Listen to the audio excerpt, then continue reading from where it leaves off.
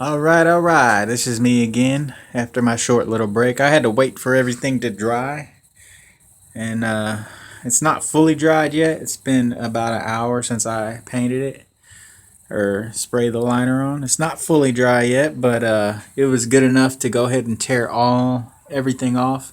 But check that out. I mean, my bed was completely rusted. It looked just nasty. I mean, it made this truck look bad, really. And this truck's a 2010. It's not too bad a looking of a truck, but look at it now. I mean, that bed looks beautiful to me anyway, because I know how it looked before I painted it. But that is pretty much. I mean, this is what your liner looks like. I mean, it's real smooth, but it's rubber. It's complete rubber. Yeah, it's not completely dry yet. But yeah, if any of you guys have any questions or anything, just like I said, leave them down in the comments. I'll tell you how I did it. All you got to do is just pretty much just tape it all the way around, find where you want it at, measure how high you want it up, mark your spots all the way around, and then take some tape and make sure you get it in a straight line. You can even put a level on top of your tape to see if your tape is level after you put it on. And that's pretty much how I did it. The only tricky part is kind of going up over the bed because you kind of go a little higher and there's going to be a curve. But most part, I think I got the bed pretty parallel with one another. Pretty what is that word that they say? Symmetrical. I got them pretty symmetrical.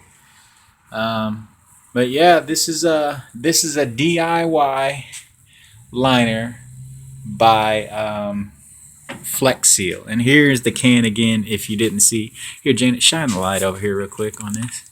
This Flex Seal right here, liquid rubber sealant coating. It says it's made for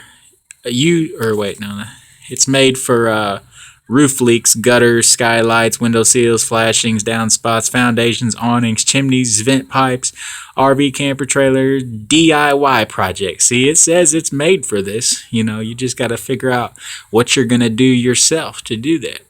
And hobbies and crafts and much, much more. Seals, leaks. But anyway, that is a DIY bed. Bed liner. It don't cost you $500 to get sprayed. You could do it yourself. For these cans are $12 a piece. It took me 2.5 cans to do the bottom part of my bed. So that's 12, 24. It's $30. Pretty much after taxes.